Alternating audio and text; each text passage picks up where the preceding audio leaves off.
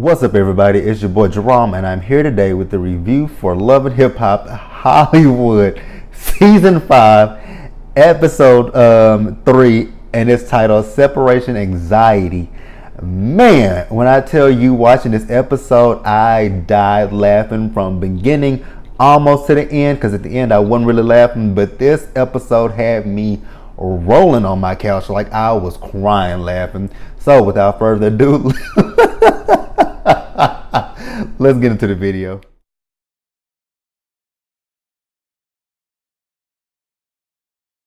Okay, and then we get Brooke. Brooke is saying that her life right now is a roller coaster, after finding out Marcus has a girlfriend, and then this whole situation with her and Lyrica.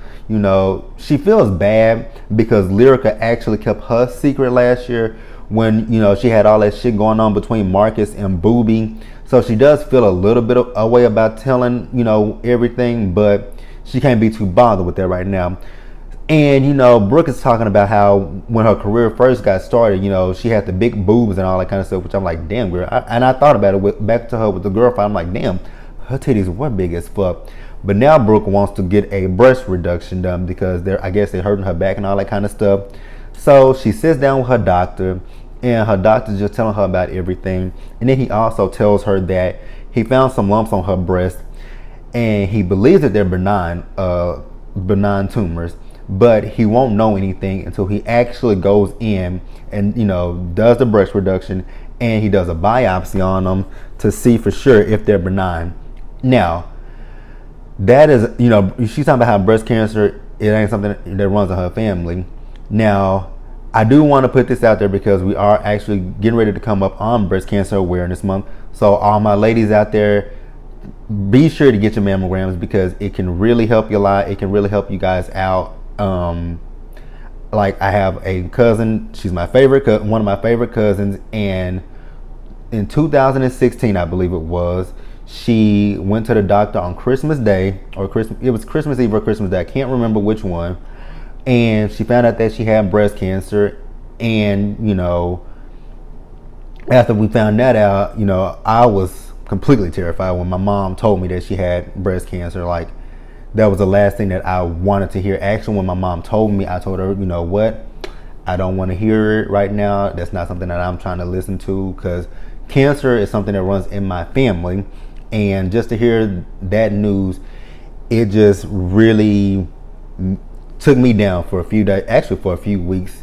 It just took me down. I couldn't think about anything but my cousin and all this stuff that she had to go through. I'm happy to say that she is, breast cancer free now.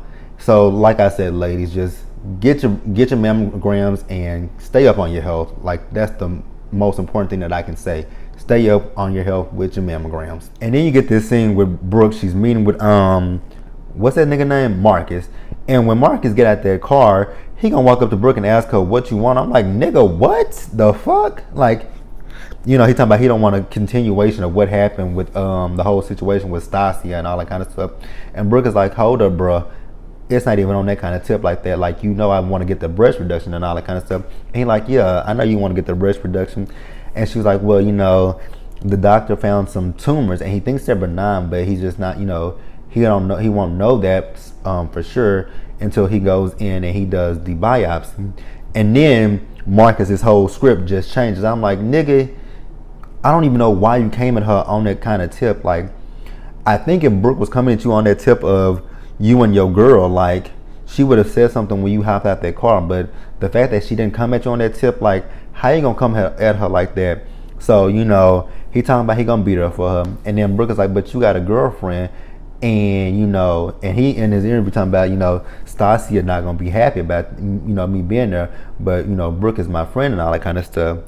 And Brooke is talking about Brooke is basically asking him, is he gonna be there for her, because her family is here in Texas, down there in Houston, and he says, yeah, I'm gonna be there for you. And I'm like, okay, cool, let's move on.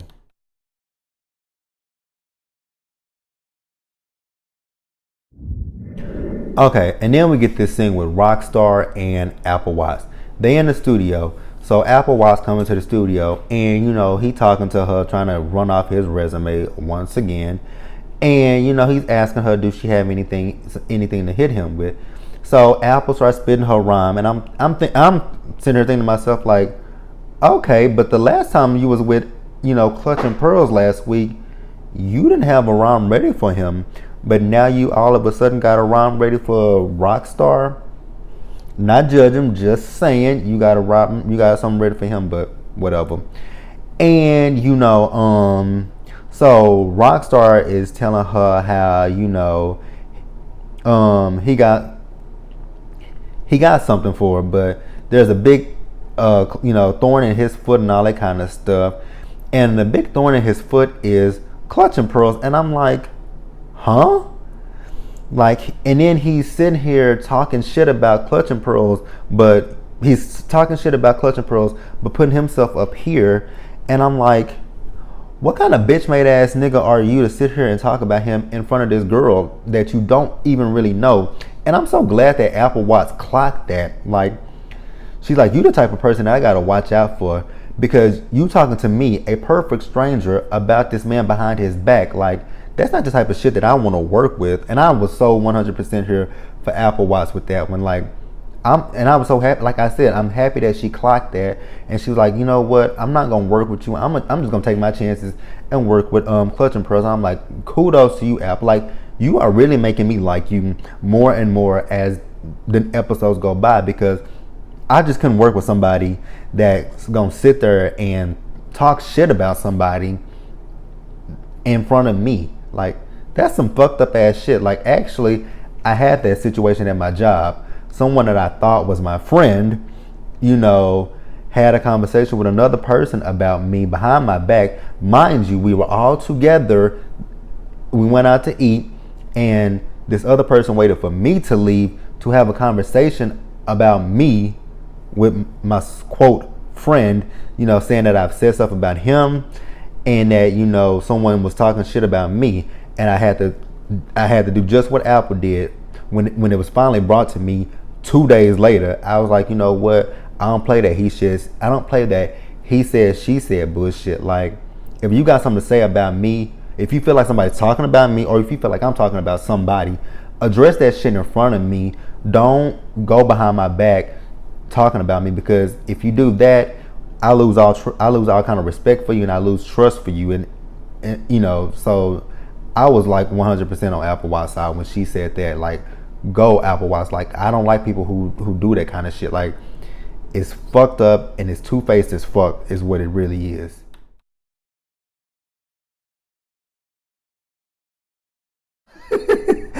Okay, so we picked this episode up where it ended last week was with Clutch and Pearls and Safari in front of that Honda Accord.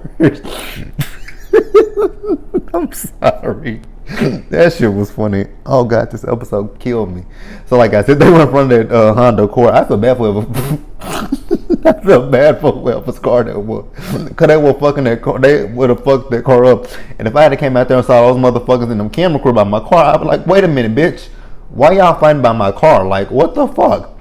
So Clutch and Pearls is basically telling Safari that K Michelle said that you and Lyrica hooked up and all this kind of stuff, and Safari is like, man, I wouldn't do that shit to you. Like, that's not what I would do and all that kind of stuff.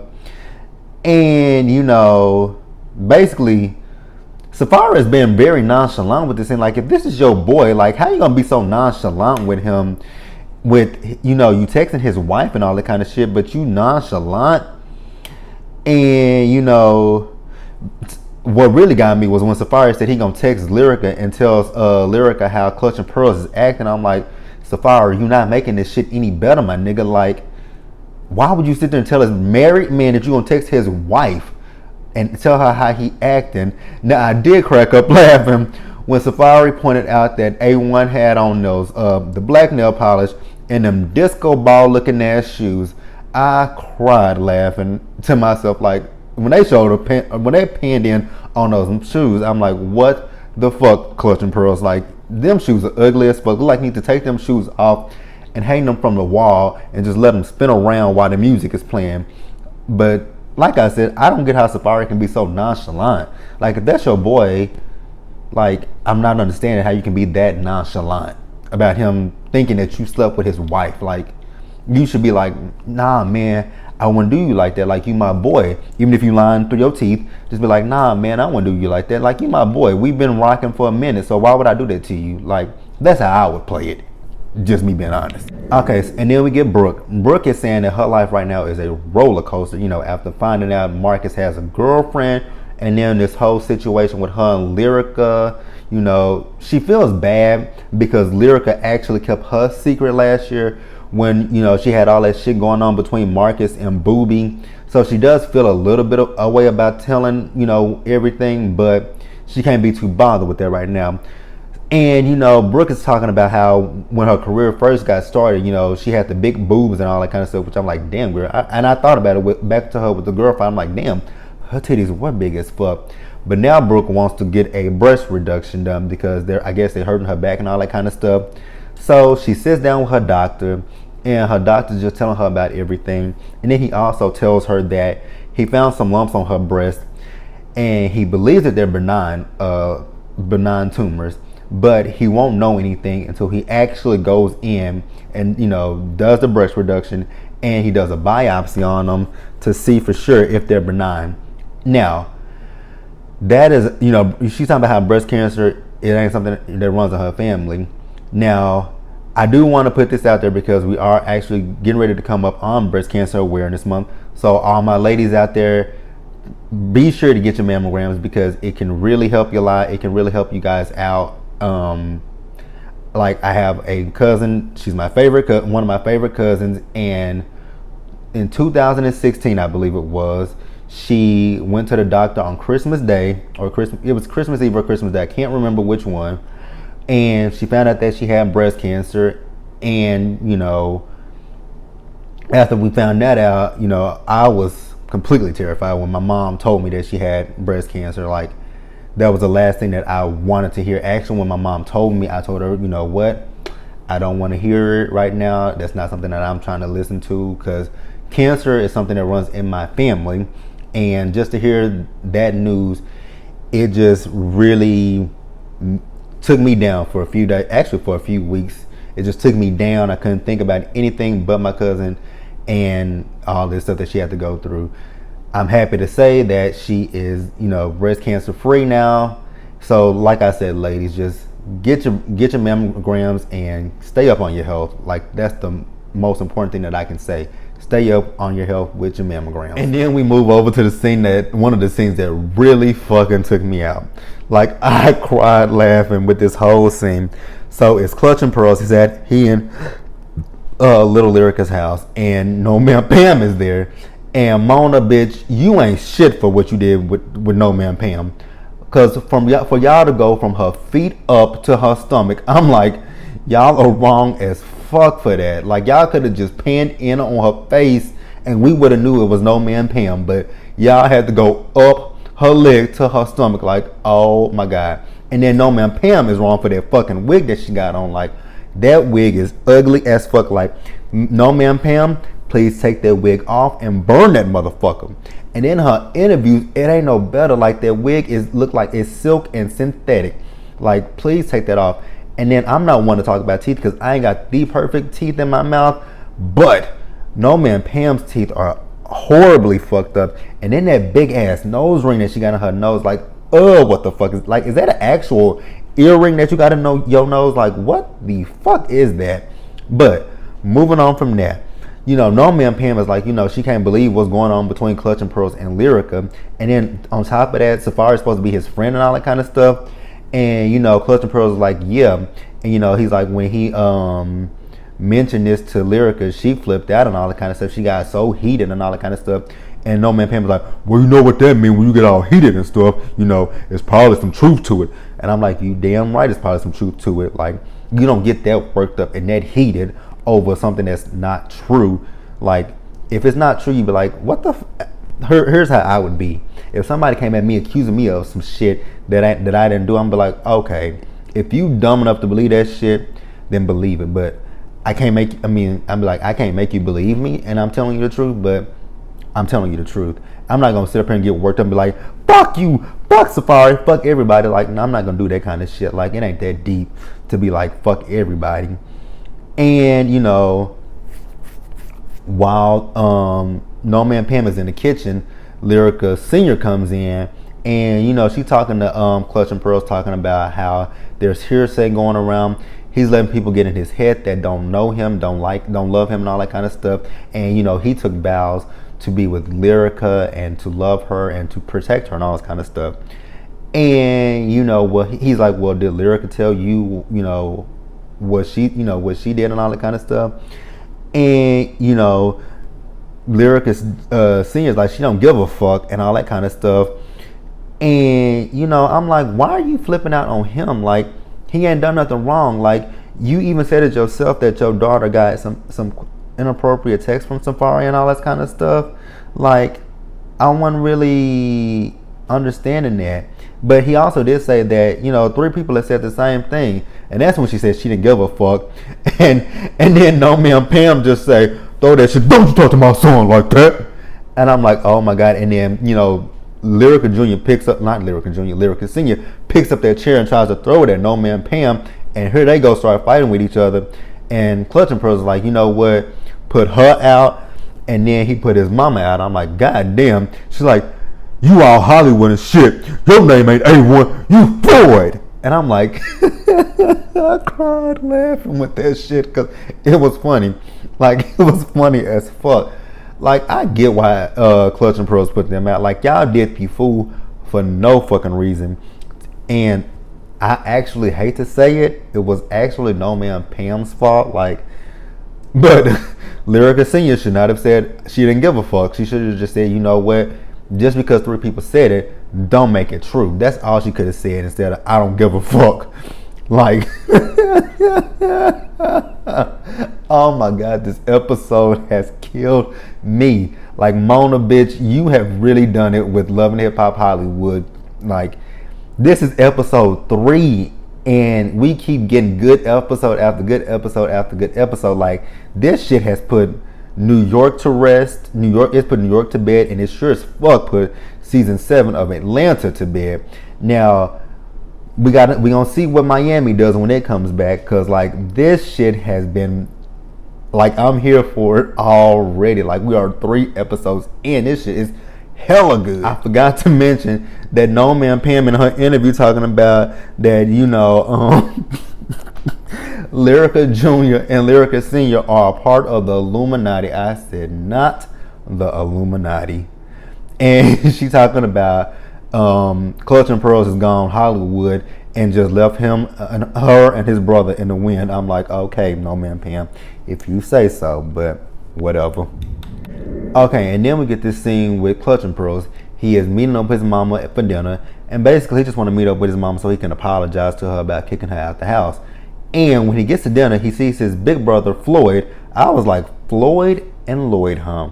Okay, Pam, we see you. And he talking about, Floyd lives in Kansas City and that they are 2 years apart. I'm like, 2 years apart in what, dog years? Cause that nigga look every bit of 40 plus years old. Like, he looks like he has had a hard ass motherfucking life. But Lloyd tells Floyd that he got some explaining to do. And saying that Clutch and Pearls is like, so you gonna listen to her? He was like, yeah, I'm gonna listen to my mama. Like, but he was like, well, did she tell you that she threw the cornbread mix on me? He said, yeah, she told me that she threw the cornbread mix on you and all that kind of stuff. And he was like, well, where's my brother at? The one that didn't have her hair, the nail polish, and the pearls. And I'm like, oh my God, like, damn, you just threw a whole fucking shade tree at your brother with that one. And because he was like, he would have never did this to my mom. He would have never kicked her out. He would have never did any of this stuff to her. And then they really are trying to blame this on Lyrica. I'm like, how y'all gonna blame this on Lyrica and all this kind of stuff? And then he gonna sit there and tell him that he needs to get a divorce from Lyrica. I'm like, whoa, bro. I might not be on their side and I might not be feeling them, but how you gonna go sit here and come and tell him that he needs to divorce his wife and all that kind of stuff? And then they start to argue with each other and try to fight each other. And his mom like, nah, I ain't gonna let this happen. Like, y'all not gonna fight over no bitch. And I'm like, oh my God, Pam, shut up, please. Shut up. Like, you brought this, you put this into motion yourself. Like, what the fuck did you expect to happen? Like, oh my God. And you know, that white woman that was in the background, she was looking like, should I just like leave right about now? Because these black people, these niggers are just doing like the absolute most. And you know, there's a camera crew right there and I just don't feel very comfortable. So should I leave? And like I said, they are sitting in that restaurant arguing, making a whole big fuss. And you know, again, Pam is trying to put all the blame on Lyrica and her mama. And I'm like, but they're not really to blame. Like, you really did kind of, with the whole situation with you and Lyrica Senior, you did kind of start that. I'm like, that really was not her. She was just reactive to what you did. And, you know, Clutching Pearls is in his feelings because he felt like his family should have his back with all the shit that he's going through with Lyrica, which I agree with that. But, you know, it's family. What can you say?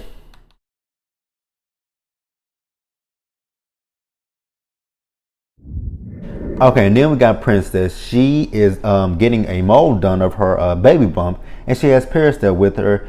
And you know, basically, she's telling Paris about the whole gender reveal party and that how you know her in-laws basically just hurt her feelings. Which I mean, I get that. Like for them to come at her for, and I'm not even a fan of Princess like that, but for them to come at Princess like that, I really did think that that was wrong, especially poodle ass Sonya. Like, why are you coming at this girl like that? You know your son is not an innocent party in this. Like, I don't get, I really want, you know, with that. And, you know, Princess is like, you know, she may talk to Sonya again, but she don't ever want to talk to Brandy because, you know, Brandy plays this sweet, innocent role, which no the fuck she does not. Because have you not saw her on social media? Like, she claps back about the dumbest shit sometimes. I'm like, Brandy, and I just be like, Sonya, do you not ever want to take Brandy's fucking phone from her? Talking about what Princess done. Bitch, Brandy does much worse than that on social media. Like, Brandy embarrasses the shit out of herself on social media with all her clapbacks that don't even need to be clapped back. Like, do you ever think about that? And Paris, like, she is a comedic relief when it comes to everything because she's in there. This is the second time that she has called Brandy Cinderella, talking about, nah, man, I can't see Cinderella doing that. I cried. I'm sitting here like, oh my God, if she called her Cinderella one more fucking time, like she keep calling this girl Cinderella. And, you know, while they're there, Ray J comes in and, you know, Ray is like, you know, Princess called him down there to do whatever she doing because he wasn't really sure what she was doing.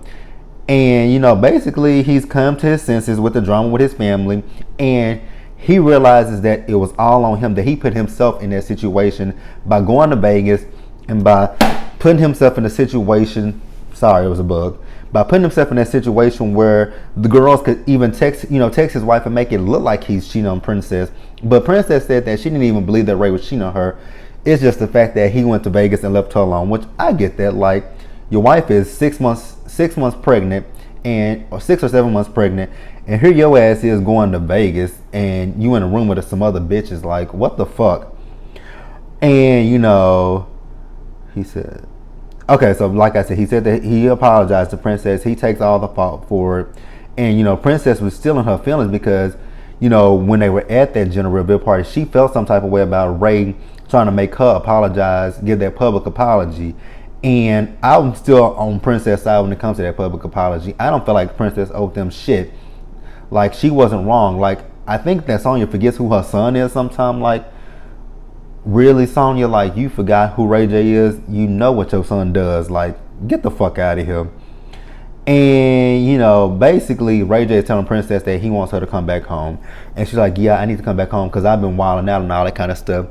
And then, you know, she tells Ray J how she crashed 80s fashion show and how Monique tried to throw the chair at her. And you got Ray J, he's talking about, you know, Monique done lost her goddamn mind. You know, my family and Monique's family used to be cool back in the day. But up until a few years ago, we ain't been that cool. And, you know, Brandy and Monique don't talk no more. So I've been ignoring Monique. But to throw a chair at my pregnant wife, like, how am I supposed to endure that?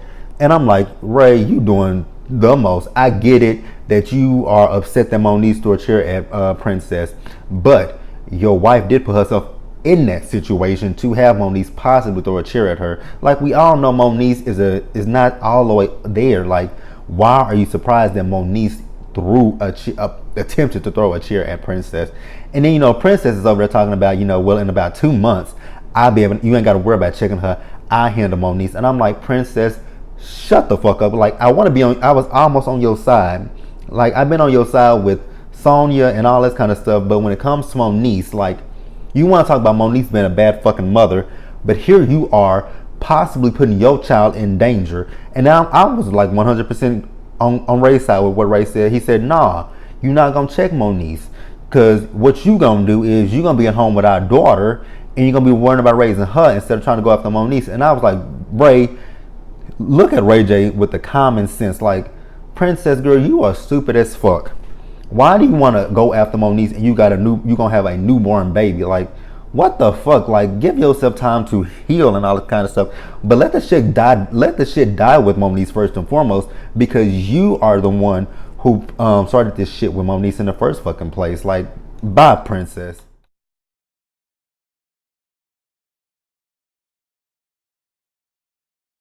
Okay, and then we got Ray J. He is having a Raycon event with his scooty bike and some whatever other shit he got going. And, Clutch and Pearls is there. And, he comes in and him and Ray J are talking about the whole Safari situation. And, Clutch and Pearls is basically telling him about the almost not fight that they had in front of the Honda Accord, Honda Civic, whichever one it was. And, Ray J, he killed me this episode with this one. He was like, you know what? I can't really see the homie A1 trying to fight Safari, risking his pearls and all that kind of stuff. And I'm like, exactly. Like A1 wasn't gonna do nothing with security there and all that kind of stuff. Like, he was just putting on the fucking show, to be quite honest with you, trying to ruffle Safari's feathers and all that kind of shit. And Ray J is just saying how he wishes he was there so he could, kind of save the situation and all that kind of stuff, because they are boys and all that kind of stuff. And then, Ray is saying, talking about Safari's dick. And he said, I was advised to stay off the internet for the whole day because, Safari's penis was exposed. And I'm like, Ray, why you got to be so extra about a dick like Safari's dick? Like, nigga, wasn't your dick online in Kim Kardashian a few years, like almost over 10 years ago? So shut the fuck up. And then he said, when it comes to a situation like this, you can either hide or you can make money off of it. I'm like, Ray J, nigga, you would be the one to do some shit, say some shit like that. But it's Ray J. It was funny as shit to me. And then you got Brooke and what's her name, Bridget there. And am I the only person who, when I saw Brooke and Bridget, I just really thought that whole scene was completely fake as fuck? Because just going back off of how they were with each other last season, like, I really thought that scene was just fake as fuck. And Brooke is talking about how she's trying to avoid A1 because he's there, and Marcus told A1, and A1 went and told Lyrica everything that happened. And Bridget is talking about, actually Brooke tells Bridget that Lyrica said that Safari's dick wraps around his leg. And then that's when Bridget pulls out her phone and shows Brooke Safari's leaked dick pic and all that kind of stuff. And she's like, well, shit, how did she know that? And I think we all was like on the same page when Brooke said last week that Lyrica said that his dick wrapped around his legs. And I think everybody was like, well, how the fuck did she know that before that video and them pictures came out? But that's neither here nor there. Now, and then Brooke also did tell Bridget how Lyrica came to the baby, not the gender reveal party, trying to check her. And I'm like, okay, Brooke, whatever, let's move on. And Bridget is telling her Bridget is actually telling Brooke what K Michelle told her. And Bridget invites Brooke to the concert, and Brooke tells her, I really can't come because that's gonna be the day that I'm doing all my stuff on my my breast reduction. And the doctor, he found some lumps. And then Bridget's like, oh, take care of yourself, it's all good and all that kind of stuff. And I'm like, y'all are still, it just feels really inauthentic to me when it comes to Brooke and Bridget. Like I said, just seeing where they came from last season, it just does not feel 100% authentic. Bitch! And we got a blast from the past. Lil Fizz is back. I'm like, what the fuck are you doing back? Last season you didn't have a storyline, and this season you still probably ain't got a fucking storyline. And he's asking Ray how everything is going with the baby. He tells him that he's having a girl, and that, Princess and his baby mama got hit. Well, yeah, Princess and his baby mama got into it where she tried to throw a chair at him, which Fizz did not look the slightest bit surprised, because, again, we all know how fucking crazy Monique's ass is. Like, what the fuck? And then we get introduced to this new super producer, as Ray called him, which I have never heard of this nigga. His name is Rockstar. If anybody has heard of him, please let me know who he's worked with. Name some songs that are hits that he's produced. And maybe we'll, because when he, they name drop, I hate when they come on her, newcomers come on her name dropping who they work with and all that kind of stuff. I'm like, okay, like, you trying to make a name for yourself, we get it. And, Clutch and Pearl think that Rockstar is a hater, and he thinks that he is threatened by him. And I'm like, okay, if you say so. I wonder how much this has to do with Lyrica. Like, I'm really wondering how much of this whole supposed feud or beef between Rockstar and Clutch and Pearls has to do with little Lyrica. Like, that's all I'm wondering. So Apple Watts is there as well. She knows Brooke, and she's meeting Bridget for the first time. And Rockstar goes over there where they are, and he sees Apple Watts, and he introduces himself to her and all that kind of stuff. And god damn, Apple still looks like Glenda and Tokyo Toni all in one. Her makeup is, I think it's her makeup. Her makeup doesn't look right for her on her face, and I think that's what makes it look all chalky and all that kind of stuff. But I actually really kind of do like Apple Watts. Surprise, surprise. Like, I really do like this chick, but it's just her makeup that drives me crazy, and the fact that she looks like Tokyo Toni on top of that.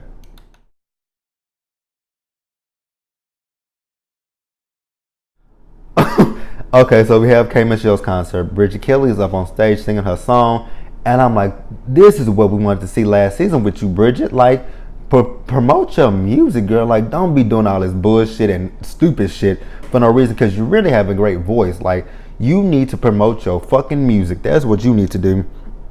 So Bridget gets off stage.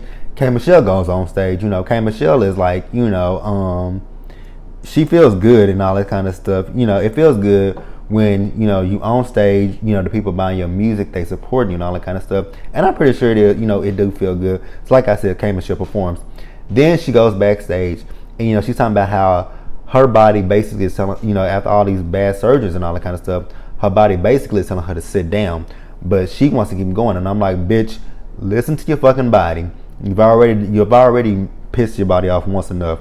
Like, you've already pissed it off. Listen to what the fuck your body is saying, and just sit you in that fake ass booty down, and just listen to what your body is telling you. And when she sits down, Paris comes back, and Paris is congratulating K Michelle on her show and telling her how she did good and all this kind of stuff. And Paris is actually happy to have her friend back, but Paris' whole thing is she just don't want K Michelle to call her a thief anymore. Now, this is so funny that they showed this scene right here, because actually, as I was watching this scene, I was actually on Instagram, and I actually saw an article from the Jasmine brand where they said that they had to halt production because those two have gotten into it with each other once again. And Paris threw a drink at Kate Michelle, and that she threw a plastic cup at K Michelle, and K Michelle is threatening to walk out the show, which I thought K Michelle had said she quit the show before the show even aired. So when it comes to K Michelle and Love and Hip Hop, like, I'd be so confused with K Michelle, because she always talking about how she won't come back to Love and Hip Hop, but she always ends up coming back to Love and Hip Hop. Like, when it comes to K Michelle and Love and Hip Hop, at this point, I have gotten to the point where I'm like, you know what? You gotta love K Michelle from a distance, because she gonna do whatever the fuck K Michelle wants to do. So what the fuck ever. And while Paris and K Michelle are talking, you get Big L coming in there, and she's talking to security, talking about she's there to see K Michelle, and security will not let her back. And you can hear her out there screaming and going off and all that kind of stuff. And Paris is like, why is she screaming? And then K Michelle's like, tell her I'm asleep. So Paris goes out there and tries to calm Big L down. I'm sorry, y'all. I'm laughing because I'm thinking about this scene that happened. So, when she's trying to calm Big L down, Big L started putting her hands in her face, and she's like, whoa, mama, chill out. Don't put your hands in my face. And, first of all, let me get on Big L and this wig in her confessional. Like, her wig is all the way back. I'm like, Big L, we can clearly tell it's a wig. Like, because it's pushed all the way back. I'm like, damn. That ain't, that wig is fucked up. But she was talking about how she does to see bitch ass K Michelle. I'm like, girl, you a little buck, ain't you? But like I said, and then Paris was out there asking her what's going on. She's talking about how K Michelle is wreaking havoc on her daughter's life and her life. I'm like, she's not wreaking havoc on your life, she's just wreaking havoc on Lyrica's life. Not yours, but I guess she's wreaking havoc on your life because Lyrica is sleeping on your couch. Unless you got a man, that's the only way I can see Lyrica wreaking havoc, on your life. But whatever. And she's talking about, where is K Michelle? I want to see K Michelle. I want to see Michelle. And then Paris is like, that's why she's not coming. Her name is not Michelle. I'm like, oh my God. Paris with the semantics, like, oh my God, I was sitting there laughing. And then where we at? Oh, Paris is messy as fuck, but she is funny as fuck. She was like, but ain't Lyrica supposed to be messing with Safari? And she said, hell no. And she was like, that's a blessing right about now. She said, why is that a blessing? She said, because he's straight. I said, oh my God. I cracked the hell up. I was like, hey, Michelle, I cracked the fuck up when Paris said that. Like, that shit was funny. That shit was funny as fuck. So, while they still going back and forth, Ray J comes down, and he just comes down so he can congratulate K Michelle. And when he's trying to get through security, Big L tries to just grab onto him so she can get through there, but security breaks that shit up, and she's still not gonna get back there. So she finally leaves, and Ray J goes back there where K Michelle is, and he congratulates K Michelle, and he's asking her like, what's going on with the between you and Lyrica and all this kind of stuff. And she said, I'm not with this Hollywood shit and all that kind of stuff. Lyrica was disrespectful with me, so I just had to expose her truth and all that kind of stuff. She was trying to get with my big dick friend Safari. And I'm like, oh my God, like, hey Michelle, why? Like, what the fuck? And Ray J said he was supposed to link up with Safari, but he was a no-show to K Michelle's concert. So we also see that Moniece is there, and Moniece comes down, she congratulates K Michelle, and Ray J was like, so you throwing chairs at my wife now? She's like, yeah, I throw a chair at your wife. And he was like, what kind of human being does that? And I'm thinking of myself, what kind of human being carrying a human being inside themselves go try to provoke a lunatic like Moniece? And then Monique was like, well, why does your wife always get a pass and all this kind of stuff, And basically Moniece is like, your wife started this shit with me when she tried to leak my sex tape, which that is true. And I'm not remembering, was it because of her friendship with Tierra that they got into it with this whole sex tape shit? Like, I really remember that. But, I don't know. And then, Ray J talking about how, he want to know why Moniece basically told the world that Brandy was pregnant with carrying a baby and all that kind of stuff. I don't know if Moniece gave an explanation. I don't really give a shit if Moniece gave an explanation, because I thought that shit was funny as fuck to me. And, that's pretty much it with that one.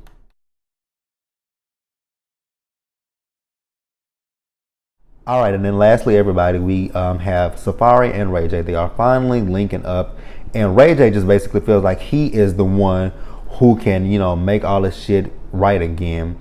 And you know, he's asking Safari why come he didn't come to K Michelle's concert. And Safari's like, the reason why I didn't come to K Michelle's concert because something else came up. I'm like, bullshit. Nothing else came up. You were trying to avoid seeing Clutch and Pearls or even Lyrica herself, because originally Lyrica was performing with K Michelle, so I believe you were just trying to avoid her. And you know, Ray J also mentions when you know, Safari said, well, bitches look like him, and he's like, you said that to him, and he was like, yeah, because he came at me crazy, like. And I'm like, that still doesn't warrant you saying that about your boy's wife, quote, referencing her as a quote bitch and all that kind of stuff. Like, that still didn't warrant that. And you know, where am I at? He said, yep.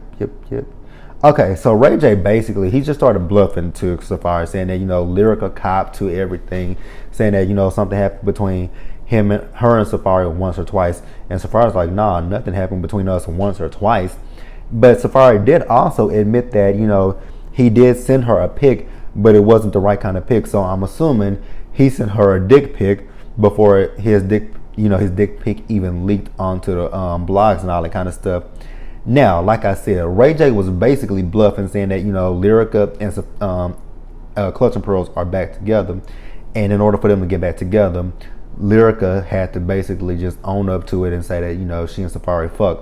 And like I said, Ray J said that she admitted to once or twice, and Safari was like, nah, it didn't happen once or twice. And he was talking about they were working on some music in the studio and all that kind of stuff, and one thing led to another. And I'm like, oh shit, like, you didn't realize that Ray J was literally just fucking bluffing, and that you just really played into what he was saying, you know. And Ray J's face even was like, damn, man, like, I really didn't expect for you to just come clean and really admit that you know, fuck Lyrica. And I'm thinking to myself, I didn't think that either. And, you know, Safari talking about he didn't mean for it to happen, but that's your boy. Like, how do you sit there and fuck your boy's wife? Like, that was so confusing. Like, oh my God. Like, so Lyrica has been sitting here lying, saying that they didn't fuck, but now Safari is admitting that they did fuck. Like, what the hell? But that was Love and Hip Hop. Like the video, leave your comments, subscribe to the channel, and I will see you guys later.